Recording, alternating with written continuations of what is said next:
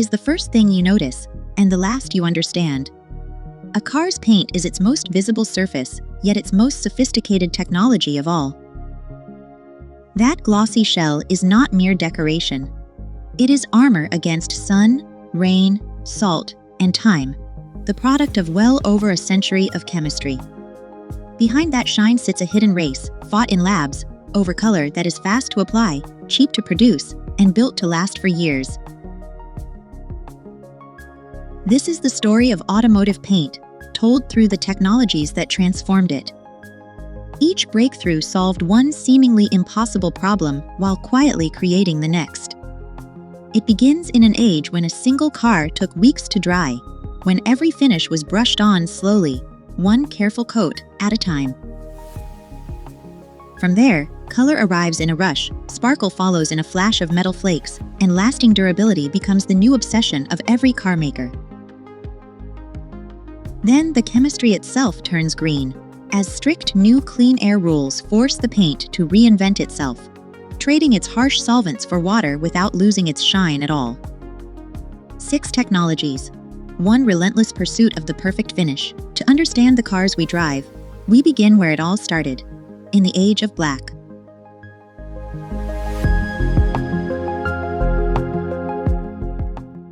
Before a car could move, it had to dry. In the earliest days, a single automobile might wear 40 coats of varnish, everyone brushed on by hand. Those first motor cars borrowed everything from the horse-drawn carriage, including their paint. Coach builders layered slow oil varnishes, sanding between each coat, a process that could stretch across weeks. Each layer had to cure in a dust-free room, then be rubbed smooth by hand, so a finished body could take a month before reaching the road. For a few wealthy buyers, that was acceptable, but a new machine was about to make patience the enemy of profit: the moving assembly line. In 1913, Henry Ford's line could assemble a Model T in minutes. Yet the paint shop still crawled, and slow-drying varnish became the whole factory's worst bottleneck. The answer came from an unlikely source: a hard black lacquer known as Japan Black. Baked in ovens, it dried in under 2 days. Not 2 weeks. It was tough, cheap, and endlessly available, yet it came in exactly one shade. Ford embraced that limit completely, and the Model T rolled out uniformly black. The line that followed soon became a legend, and it endures.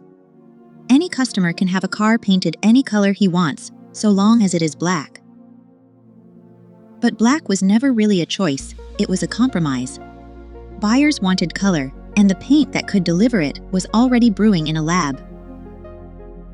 The age of black had solved speed, but surrendered the rainbow. The next revolution would put color back onto the car and change the entire industry forever.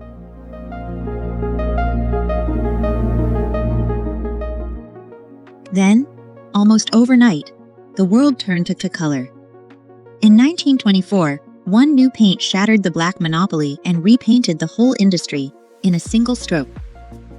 The breakthrough came from an unlikely source: the same nitrocellulose used in explosives and film, now tamed into a fast, sprayable, colored lacquer, of all things. A chemical giant named it Duco, and its clever trick was speed. Sprayed as a fine mist, it now dried in mere hours, not weeks, quite remarkably. The showcase was a 1924 model finished in a shade called True Blue. For the first time, a mass-produced car wore real, deliberate color for all to see. Suddenly, the assembly line could keep pace. Spray booths replaced the slow brushes, and each coat cured in hours, so paint no longer choked the line at long last. And color, it turned out, truly sold cars. Buyers once limited to black could now choose blues, greens, and reds. A whole widening rainbow of shades, of every kind. The car makers noticed at once. They began changing colors every single year, turning the paint itself into a reason to replace last year's model entirely. Color became fashion, and fashion soon became strategy. The yearly model change was born. and a car's shade now described its very owner, and nothing less. But this new color came at a real cost.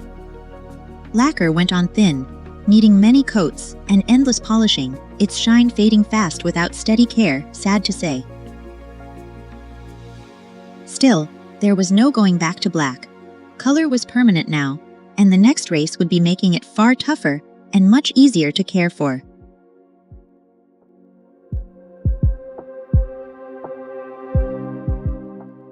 By the early 1950s, automobiles suddenly did something remarkable. They began to sparkle, as a brand new paint gave ordinary steel a shimmer it had never possessed, quite literally.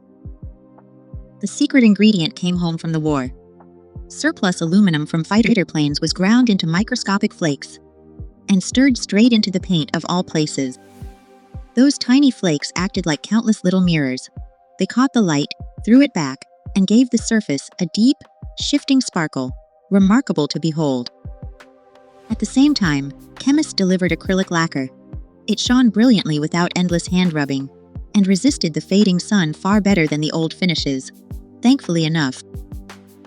Crucially, acrylics could hold those metal flakes evenly. The sparkle that was once a lucky accident became something a factory could repeat, car after car, reliably now. Color grew louder too. New organic pigments unlocked brighter reds, blues, and greens, and designers splashed them across fenders in bold combinations, without any restraint. The showroom became a spectacle. Two-tone and tri-tone cars gleamed beside rivers of chrome, and paint turned into pure space-age showmanship, believe it or not. Yet the sparkle concealed a weakness. Acrylic lacquer still required careful buffing, and its thin finish chipped and dulled sooner than owners wanted. Enamels soon made a comeback. In the early 1960s, durable acrylic enamels arrived, oven-baked to a hard finish with far less polishing. Sparkle and deep gloss were now permanent fixtures, but making a finish that stayed brilliant for years remained the great unsolved prize, as we shall see.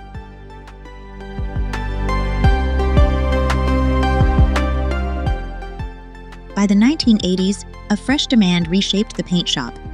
A car could no longer merely shine on delivery day. It had to stay showroom fresh for years, remarkably enough.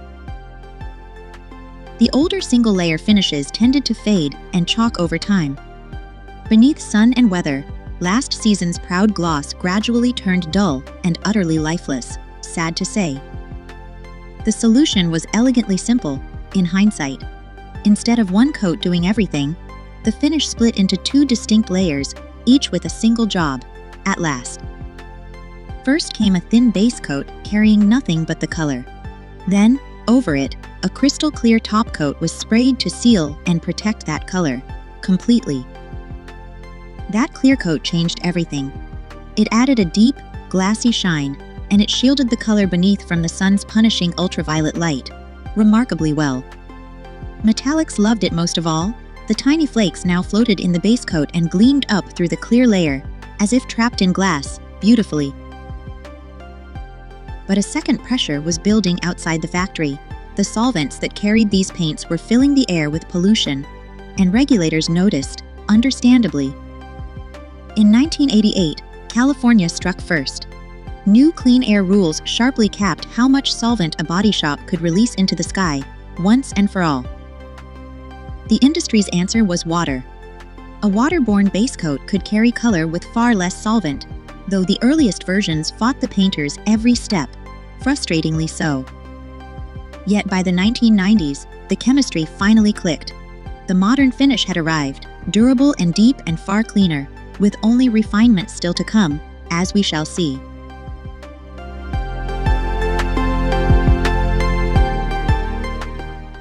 These days, an automobile can wear almost any imaginable color. Yet the strangest twist in this entire story waited at the road's very end, believe it or not. First, the cleanup finished. Waterborne paint quietly became the global standard, carrying rich color with only a fraction of the old polluting solvents, at long last. Then the painters themselves changed. Tireless robots now apply each coat with electrostatic precision, wrapping every panel evenly and wasting almost nothing, impressively enough. The pigments grew clever, too.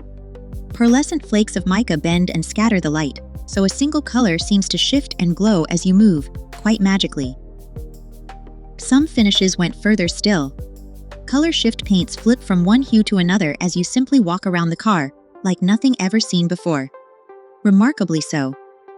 Others rejected shine altogether. Matte finishes deliberately swallow the light, chasing a flat, velvet appearance that inverts a whole century of glossy ambition, oddly enough. Even the Clearcoat gained superpowers. Modern versions resist scratches, and some can literally heal fine swirl marks when warmed by the sun, almost like skin, believe it. And yet, with every color on Earth suddenly available, buyers keep choosing the quiet ones. White, black, silver, and gray, above all others, funnily enough. The age of black never truly ended, it evolved, hiding a century of chemistry beneath a familiar, understated surface. From 40 coats brushed on by hand to color that heals itself, automotive paint remains the car's quiet masterpiece, hidden in plain sight, all along.